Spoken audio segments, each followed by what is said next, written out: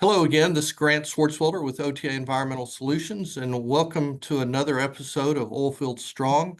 As you know, we are on YouTube under Oilfield Strong, plus we have in various channels in the podcast universe. So you can find this recording and others that might interest you in a variety of ways. Today, I'm just incredibly excited to have Dr. Michael Dourson on. I read an article in the Wall Street Journal that was just fascinating with his background and his comments. Uh, Searched him up, and he was actually kind enough to respond, and I think you'll find his information incredibly interesting.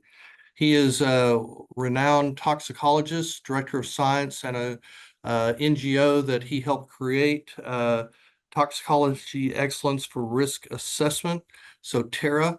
But he also has, on the flip side, he's had a couple of stints with the EPA, most recently as a special advisor for the EPA in toxicology. And so I think he's very well qualified to speak about what we're going to today, and which the topic is PFAS, forever chemicals, how the EPA relates to it, and how industry should relate to it. We have a companion piece that talks specifically about PFAS. So if you want to know all the ins and outs of that and the molecules and what it can do, then please look that up. But clearly, Dr. Dourson, there is a huge kind of the rumblings, maybe more than rumblings, of a debate on the dangers of PFAS, and which has a huge effect. You've got folks out there say that it can cause certain types of cancers and other types of really bad illnesses. Clearly, if certain regulation happens, it could cost the industry anywhere from 1.5 billion to 3 billion, depending on who you listen to. So it has a huge ramification one way or the other. Um, what's your thoughts on this? Where are we in this whole PFAS debate as to, is it a danger? And then we'll Yeah, get to, yeah. Well, top of the day to you, gentle people. It's good to be here, and thanks so much for the invitation to answer some questions. Perhaps a little bit about our group, Toxicology Excellence for Risk Assessment. That's sort of our vision is, trying to get good toxicology data into doing risk assessment. It's a non-government organization, a 501c3 nonprofit. We formed in 1995. The reason we did that is so that we could build collaborations between government and industry and NGO positions. As a nonprofit, we have that ability to do that. and this started off being, you were going to do what the EPA did, but maybe a little better. It seemed like, Well, I was and now it's got kind of a combination of industry and regulatory. right. Two-thirds of our work is government, and about one-third is industry. And again, we build these collaborations. When I was at EPA, my first stint at EPA for 15 years, I helped develop EPA guidelines. We did the Integrated Risk Information System, IRIS. We did risk values and that kind of stuff. But what we were missing is the ability to work with our industry colleagues, because honestly, the industry people know the chemistries better than we did. I mean, I would handle like 20 to 80 chemicals. And of course, the person in industry that dealt with a particular chemistry, he had two or three, or she had two or three. They knew it much better than we did. And so when we formed the nonprofit, we wanted to pick up that industry knowledge and integrate it with the government risk assessment thinking, and really do toxicology excellence for risk assessment. I mean, that was the whole point. You So bring up a point. I know I'm preventing us from talking about the topic, but you bring up a point that you said you weren't able to work with industry. To me, as a naive little guy here, seems like EPA government should easily work with industry, and there should be a collaborative effort. well, it depends on which administration you have, I suppose. But what we found back in the late 90s, late 80s, early 90s, is that industry would often invite us to meetings. I mean, industry would reach out, and we had a difficult time going to the meetings because government didn't really have the travel money, and we couldn't take the industry money directly. Well, along comes an independent nonprofit, TERA, which is a tax exempt 501c3 organization. And when you're a 501c3, you can offer to pay for the government travel, and they can accept it. They don't have to accept it, but they can. And that ability to bring government people to the meetings is really what's been, one of the success stories of TERA, because we've built a lot of collaborations. I mean, we did the World Trade Center disasters, we did the Children's Health Protection Group, we did the Elk River spill. We did all these collaborations where we bring government and industry together and we work on issues of common concern to the public, but in a way that's more informed. The industry people have the knowledge of the chemistry, and the government people have the knowledge of how to do risk assessment. And you put those two together, it's pretty powerful. So that's what we've been doing for the last a long time. It's been since 95. Oh my goodness, almost 40 years. Amazing. Well, it sounds like focused on a lot of important chemicals or issues. So that's great. Well, Oh so yeah. let's turn this to the PFAS world. Okay. So it's this is something I just heard about a year ago. But it seems like it's one of those things that is really starting to catch steam, and maybe clearly it's been around for longer than that, but I'm just now hearing about it. Where are we on that in that process of figuring out whether PFAS is going to affect us or not? Well, okay. So the inconvenient truth that a lot of people don't like to hear is that PFAS is modestly toxic. So what is it? And you probably had this on a prior discussion. PFAS is simply a linear molecule of carbons, and in this case, fluorines. It looks like a fatty acid. In fact, it would be, if it didn't have the fluorines, the PFOA, perfluorooctanoate, would be caprylic acid, which you find in coconut oil. You would eat it and digest it. It would probably taste good. So what is PFOA? It's caprylic acid, but instead of hydrogens that we can use it, it's got the fluorines, and we can't break that bond. That fluorine carbon bond can't break it. So it sits in our body because our body thinks it's useful, but very slowly we get rid of it. That's why one reason it's called forever chemical, because it stays in our body longer than most chemicals do. And it stays in the environment a little bit longer because, again, that fluorine carbon bond is really strong. Now, makes it a very useful chemical, helps put out fires, helps with electronics. It helps with a lot of things. It preserves, food wrapping. It keeps water resistant out. So, water gets into your food, you get bacterial contamination. And So like it's in the oil field, I guess for surfactants and various downhole chemicals, it's used as well, I would assume. exactly. And it's in electronics, it's in our cell phones, it's in probably half the Department of Defense weapon systems, for very good reasons. It's a very useful chemical. And so the inconvenient truth is it's modestly toxic. Like any chemical, toxicology in 3 tweets. We're exposed to tens of thousands of chemicals every day. Coffee is like 1,500 chemicals. The primary one is water. The second tweet, they're all toxic. People have killed themselves drinking too much water. So is PFOA toxic or PFAS? Yes, at a certain level, it's toxic, like anything else, like any other chemical. You said in the article, it was an interesting quote that there's thousands, if not tens of thousands of chemicals. They all have a certain amount of toxicity and they Right, all have a certain amount of safety level. right. I think is what you're saying. Well, so on PFAS, it sounds like EPA has decided that the safety level is a certain level, the toxicity is a certain level that makes it a concern. Right. Yeah. Actually, so getting to the PFAS in general, there is a huge, enormous, stupendous, I can't even think of the right word here, the difference in safe levels between government agencies. Now, I've been doing this for over 40 years, and if you get a threefold difference in safe dose, that's about as good as we can get from as biologists, toxicologists. You can't get much better than about threefold. And that's because the underlying biology is variable and people make slightly different judgments. So threefold, it's essentially the same number. Now, is a dollar different than $3? Well, yes, but when it comes to safe levels, there's not a lot of difference there. If you get beyond 3, like 3 to 10, you start to say, well, maybe one number is a little bit out of date. You get beyond 10, you start to scratch your head and say, what's going on here? Well, these numbers are right currently over 7,000 fold apart. And before that, they were over 100,000 fold apart. Well, that's just not acceptable.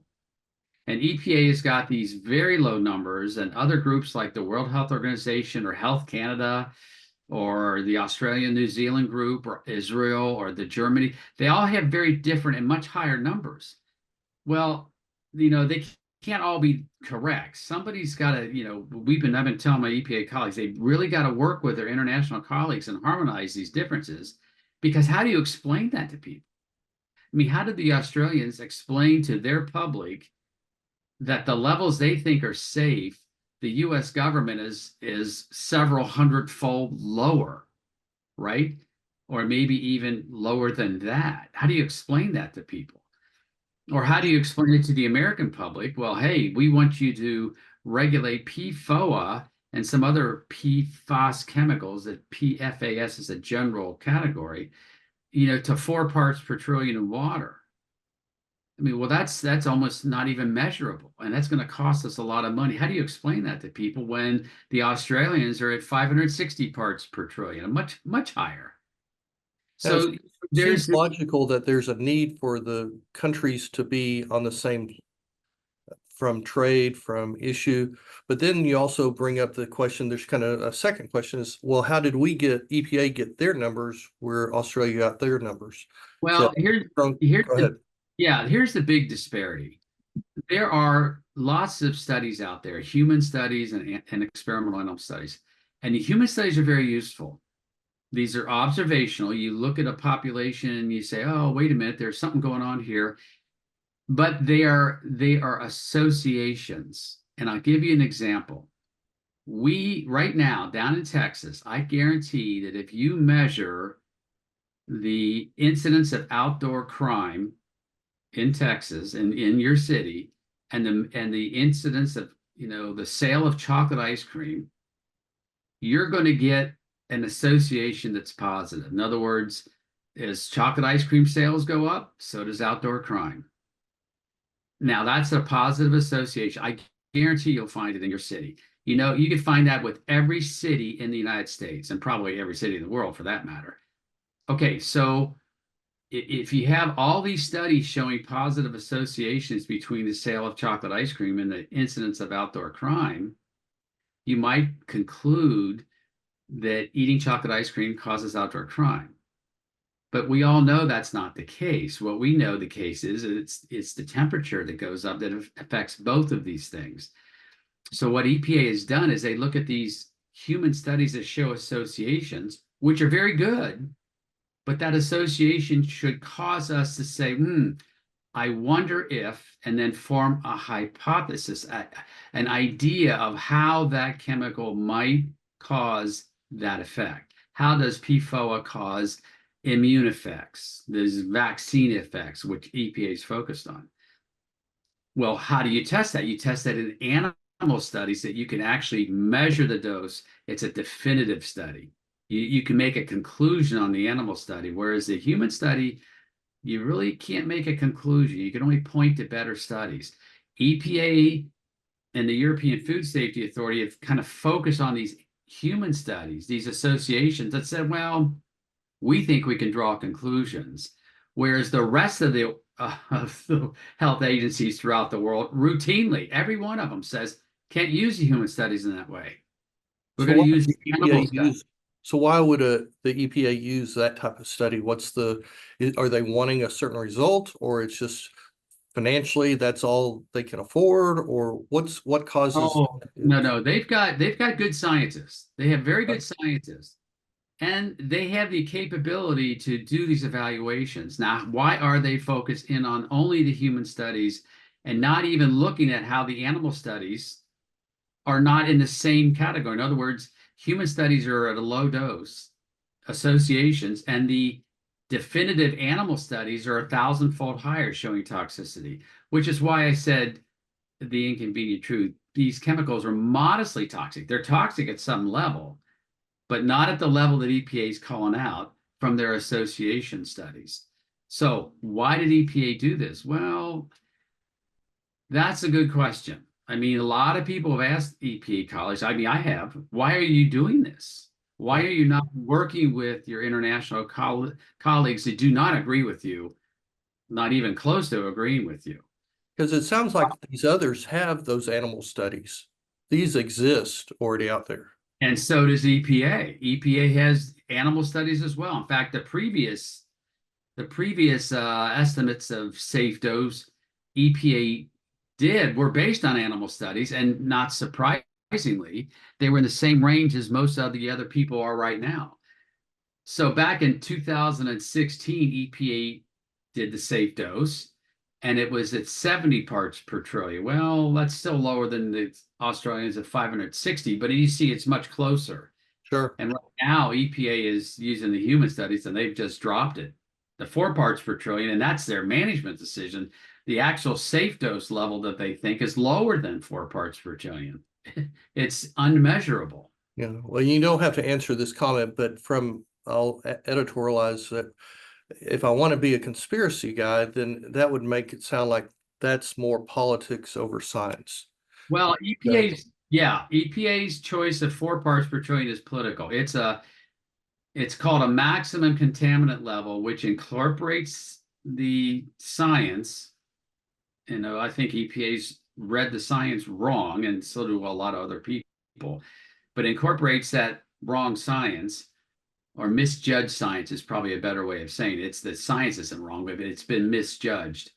And then they put a political spin on it, the cost and how much will it cost to get down to a certain level. So 4 parts per trillion is political. It's a political decision, which it has to be. It has to be both science and policy. So from that point of view, it's a political decision. Now, why are they so low?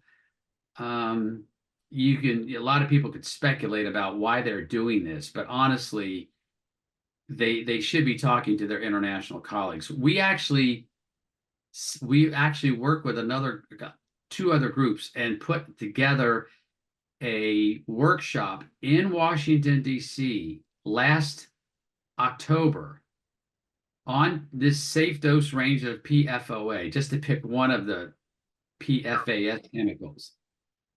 And we invited EPA people to come and explain their position. No one from EPA, they all declined. That's And unfortunate. we had one of the keynote speakers was a person from EPA. She was on the agenda for over 6 months. 3 weeks before the meeting, she got pulled politically. She called me up and said, Mike, I can't make it. I thought to myself, please don't do this to me. Well, she got pulled. So we had, the Australian guy come halfway across the world, and we couldn't get EPA come halfway across town to talk to him. That's just unacceptable. That really is. It lacks the cooperation and the coordination. So it's unacceptable. Even if the industry and NGOs like us and everybody else was excluded. In fact, as I sent all the government, we had about 50 government people at that meeting. We had somebody from Saudi Arabia, and we had somebody, Germany, Israel. And I sent them, because we had their emails. I sent them all an email, just to government people, say, hey, if you want to meet separately, just government, we'll have a special room for you. You guys can talk all you want, and everybody else will just kick them out. Well, no. And I actually tried to set up a private meeting between EPA and the Australians. It never occurred, despite good intentions. So when we talk about 4 parts, 70 parts, that has an effect on safety and how is that even determined? I know you talked about observational and animal, and maybe that's the answer, is that over a period of time, you look and see certain parts per million and then what the effect is. But and then you have to decide what is unsafe. Right. And what level of statistics, I guess, of potential cancer, how is that thought through? Because that's even that kind of 70 seems low, forced, It is. how this seems like even in that, there's a lot of machinations that could come about. Right. So the usual way to do it these are great questions. The usual way to do this, you look at the human and animal studies. You see, well, what do I actually know usually from the animal studies, sometimes from the human, and do these two sets of data match? So that's the kind of the toxicology, epidemiology match. And then you ask yourself the question, well, what does this chemical look like? How does the body handle the chemical? how does the chemical affect the body? Well, this looks like a fatty acid, so it's going to go in and affect how our bodies handle fatty acids. In fact, this chemical PFOA was given as a drug a while back to people that had cancer because they thought the chemical would disrupt the cancer cell's ability to use energy. So people actually got this drug. They got a sugar packet of it every week. A sugar packet. This is a gram. Yeah. And it's a huge amount compared to what EPA's safe level is. So you see, they've used it as a drug. And this idea of you look at all this data, tox and epi data, and you look at how the chemical can cause, and then you say, okay, we're going to focus in on one or two what they call critical effects. The first effect we worry about. We don't worry about the chemical killing somebody because all chemicals will kill you. I mean, people drunk too much water and kill themselves. So we don't worry about that stuff. We worry about the adverse effects at the lowest dose. And once you figure out these effects, then you say, okay, we're going to go to a level that doesn't cause the effect in animals, and we're going to take safety factors, and we're going to lower that dose so that even sensitive people won't be affected. And that's really how we do it. And that's how an EPA did it, except they focus on human data inappropriately, most of us think. Other people focus on animal data. In fact, I just got done with an international collaboration, 23 or 4 scientists from 7 or 8 countries. We worked on this safe dose of PFOA, perfluorooctanoate. That's the caprylic acid, the coconut oil that's fluorinated. Okay. Worked on that. It was unfunded. And over the course of 2-3 months, almost a year, we came up with a safe dose range. So we looked at the human data. We said, nice, helpful data, but we can't use it for the basis of the safe dose. Then we looked at the animal data and we said, well, there's a series of animal studies. We're going to build a range of safe dose here. We published that paper, and that paper, maybe not surprisingly, but it wins the Paper of the Year award out of one of the sections of the Society of Toxicology. So it was very nicely Well received. yeah, a well-received award. I don't know if it was, we were delighted, but I'm sure there was other good competition there. But the point is, that safe dose range, if put in water, is 70 parts per trillion, which is EPA's old number, by the way, all the way to 490 parts per trillion, close to where the Australians are. Anything in that range we think is safe. And the numbers that are lower, well, obviously, if they're lower, they're safe too. I mean, EPA's numbers are safe. I mean, there's no question about they're safe. Sure. But the thing is, the risk assessment person has to do 3 things. They have to be able to protect sensitive subgroups. In other words, get to a safe level. The second thing they do is they don't want to go too low. I mean, zero's safe. We could go to 0, right? Sure. 0 for every chemical. Well, some chemicals are useful, like water, PFOA. So the second thing is get the highest safe dose you can get. And the third thing is work collaboratively. I mean, some of these are complex problems. You don't have to do this by yourself. Work with your colleagues. So that's what a risk person has to do. And EPA's got a safe dose, no question. But for numbers 2 and 3, did they do the highest safe dose they could? No, they did not. Did they work with their international colleagues? No, they did not. So that's where they fell down. Yeah, I see a lot of similarities to this process that you're describing to kind of how the EPA is handled in the oil field, various emissions and methane rules, and how they keep lowering it, but we haven't seen the science to how to back that up. Now, in this regard, it's cost a lot of money because of that. And on that newspaper article, it talked billions of dollars that this could end up costing. So with that, I guess if they keep it at the 4 parts, or that very low level, how does this play out over the next year, 2 years? What do my friends in industry and water management have to look forward to? Well, I would say the best case scenario, the EPA is already being sued by the American Chemistry Council and probably other groups. I don't follow the lawsuits on their parts. That would be a full-time job. It would be a full-time job, right? And I got other work to do. But so and so what they're going to ask for is a stay. We want you, the court, stay this decision because the underlying science is probably not good and they're not working with their international colleagues and there's a trade issue, which there is. Seems like. And Chevron being thrown out by the Supreme Court, that may or may not work. They may get a stay or not.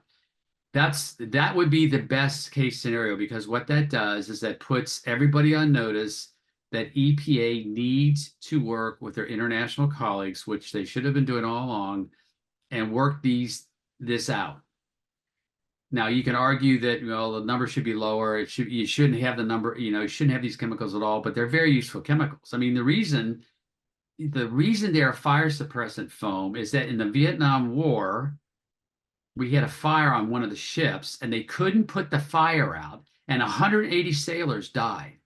All right, so the DoD goes to the industry and says, "You got to give us a chemical that can put fires out in ships." Well, that was the AAAF, or like a cousin of the AAAF, right? So it's a very useful chemical. It puts out fires like that. So we've got this thing where EPA needs to, the stay would be ideal because that everybody's on notice that you've got to work the science. A secondary thing, and this is only secondary, is if the administration changes, and it may or may not, then you're going to get a new group of EPA administrators or whomever, and the EPA administrators will inherit all the lawsuits going on, and the EPA administrator can say, you know what, we're going to relook at the science behind this number. And the EPA administrator can ask for the stay, which is a little bit odd because they're defending the lawsuit. Putting it in. Yeah. Right. But if they ask for a stay, I'm pretty sure a judge is going to say, well, this is a little odd that you're asking for the stay since you're being sued. But the basis of that would be, we want to check with our international colleagues and our trading partners on this particular evaluation that we did. We've had a lot of good comments, both ways. Should be lower, should be higher. We just want to check that. So hold this lawsuit until we do this. That would be a second way to approach it. And there's probably a different way, but that gets out of my bailiwick. But it sounds like the third way is where cities, industry, and all have to adhere to this, and then that's when costs goes crazy. I don't think that would be a third way. A third way was but you sound like that most likely won't happen. That the state. I don't think that's going to happen, and the reason I don't think that's going to happen, I mean, just look at it from the point of view of trading with our partners. How do you trade with Australia or Israel or Germany or these other groups that have much higher levels? Now, you exclude all the imports from Australia, New Zealand that have any PFOA in them. I'm sure there's a lot of products. Yeah, huge numbers. Huge numbers. And what do you do with cell phones? I mean, if PFOA is a necessary part of the cell phone, now maybe there are parts of the cell phone you don't need to use PFOA or PFAS chemicals. Okay, fine, take them out. And are there places in our environment where we have too much of these chemicals? The answer is likely to be yes. There are places where we need to clean up. There might be some airports where they practice every other day putting out fires, and they've got contamination that's well beyond 70 parts per trillion. Well, these places need to, there are places that need to be cleaned up because, after all, PFAS chemicals are toxic at some level. So, but getting to that safe level is important. And I have to tell you, I've done this a number of times, a number of presentations, and one of the first things I do is I apologize to all my non-toxicology colleagues in the audience that we, toxicologists and epidemiologists, us risk people, we do not have our act together. We should not be giving you numbers that are different by thousands of fold. Threefold, no, I can't help that. Yeah. You know, 70-fold. Yeah. tenfold, a little bit worried. Thousands of fold, it's just not acceptable. So you're saying Australia PFAS is not different than American PFAS? Not at all. It's not at I all. know, I'm teasing you. Yeah. Science should, I think science should be universal, but Right. And we are different as people. I mean, they're but we're not that different. I mean, we yeah. really aren't that different. The So Australians might say, well, we're down under and we can handle it. Well, they probably can a little bit more, right? they're a little tougher. Yeah, a So little tougher. I wanted to, while I've got someone with your background, ask two different questions that are kind of more broad. One is, and you brought it up, the Chevron deference and Right. how that was struck. From, I know you said you don't follow the lawsuits, but surely from a policy standpoint, that seems like that could have a huge effect with all of this work that you've done or that the EPA has done with different rules and all. Any comments on that as to what we think is going to come out of? To me, it seems like a Wild West to revisit all this. Well, here's the thing that's a little bit that most folks may not know that when EPA does a risk assessment, okay, fine, they do it and they do a lot of these things, and a lot of them are good.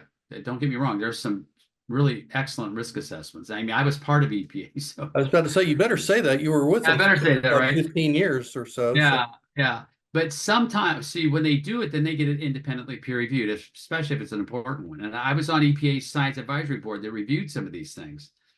Well, when they don't necessarily ask for a consensus review. Now, what does that mean is that all the reviewers say, well, we all agree that it should be this way or that way. You often get a difference of opinion, which is not bad. And then EPA chooses which reviewers' comments to address and which to write up and ignore. They write it up, they don't ignore it. They say, well, we're not going to adhere to this comment because, right? that sounds like So, ignoring to me. well, maybe so. So EPA it develops the assessment, and then they're the ones that choose to adhere to certain comments or not. There's no independent group, like a judge that comes in and says, well, no, you should not have done that. So it's almost like, they're the plaintiff's lawyer and they get to make, and they're the judge, they get to decide. There's no independent group there that look over their shoulders and say, you're getting this completely wrong, right? Unless it's like the National Academy of Science, which is another step up, and National Academies of Sciences have said that.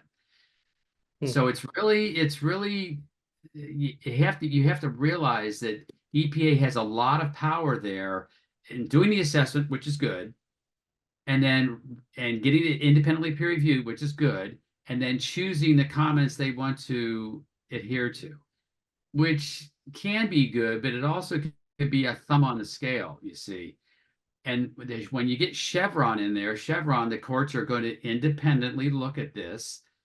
Are the judges going to be scientists? No, but they're going to listen to the scientists from the other side, not only EPA scientists, but scientists from the environmentalists that are complaining, or the industry that's complaining, or the universities that are weighing in. They're going to look at all the science, and then they're not going to give deference to just the EPA science. And that's where Chevron comes in, because before, the courts would say, well, we're just going to defer to EPA scientists, and these other people are important, but we don't, we as judges don't know enough about the science to weigh that in. Now they're going to have to look at it more closely.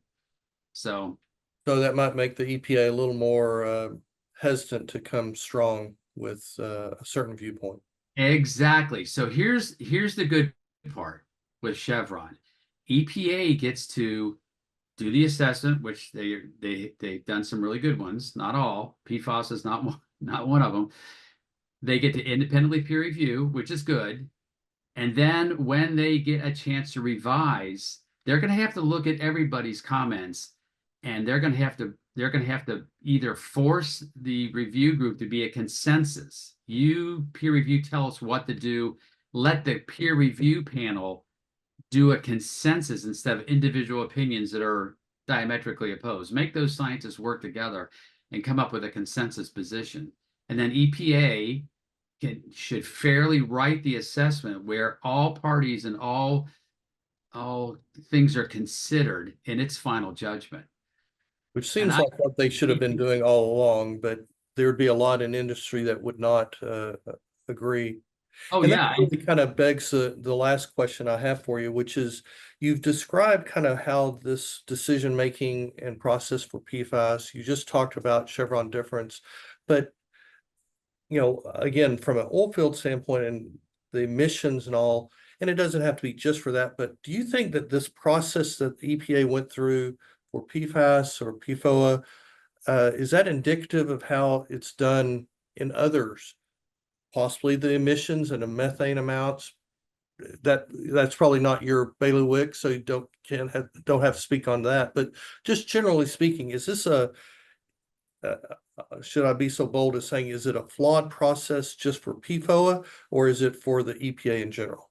no, I would say that EPA has different parts, right? And some of Sure. them are really good. The pesticide office generally just nails it. I mean, they really have good people. The Tosca office is learning, a little bit better how to do assessments. They've got it not only the safe dose work, but they also have exposures that weigh in. That's not easy. And they've got some good people there, and I think I've seen some good assessments. Some others I would take issue with. The other group within EPA is the Irish group, and they've done some really good work. I mean, that's the group I came out of, so we've done some really good work on Iris. But of late, some of their assessments, like ethylene oxide and chromium 6, and well, perchlorate, I think they got right, and the courts are kind of pushing back on that, but they got that right eventually. And chloroprene. I mean, there's a whole series of chemicals that you look at the assessments, and it just looks like this program, this integrated risk information system program, is got their thumb on the scale, and it's pushing it to a level that doesn't make any sense. And I'll give you an example. About 10 years ago, maybe even longer, industry came to our group, TERA, Okay. and said, we are going to do a research protocol on chromium 6 because the National Toxicology Program came out with a study that showed chromium 6 after oral exposure actually caused some tumors. And no one thought that was going to happen, because chromium 6, when you take it in, it becomes chromium 3, which is an essential element. You need chromium 3, right? Okay. So we set up a research protocol. The industry was going to do all this research, and we had an EPA person on the panel, and we told industry, this is good, but you have to change some things. And industry changed some things, and 10 years of research on how chromium 6 causes these two tumors in the rat, one tumor in the rat, one tumor in the mouse. They spent 10 years on it. And clearly published lots of papers. If you look at the papers, it's clearly a threshold approach. In other words, the chromium 6 goes down to a certain point, and below that, no effect. But what did EPA do? They look at all this research and they say, well, we don't agree. We're going to go a very conservative, what's called a linear approach. We're going to do linear. Hmm. Well, it's opposed to all the research that the industry put out. I mean, I don't know how many millions of dollars they spent, but they spent a lot of money. And here EPA it doesn't ignore it. It says, well, we looked at it, we don't agree, and then they go with this very low level. And industry basically says, why should we do any science? They're not listening to the science. And that's an example of beyond PFAS, where this particular group in EPA, which has done a lot of good work, but this particular group seems to be pushing, an approach to the safety assessment of chemicals that's not consistent with the best science. I guess that's the best way to put it. Well, that's good to hear that it's not a universal thing within EPA. It sounds like it's very kind of specific groups that that could be using outside factors in making their determinations. Right. So, well, Dr. Dourson, this is, as expected, a very interesting and informative, and I think the folks that listen to this will really appreciate your time, and I definitely appreciate your time and love talking to you. So thank you, Dr. Dourson. All right. You have a wonderful day in the neighborhood. Thanks for the call.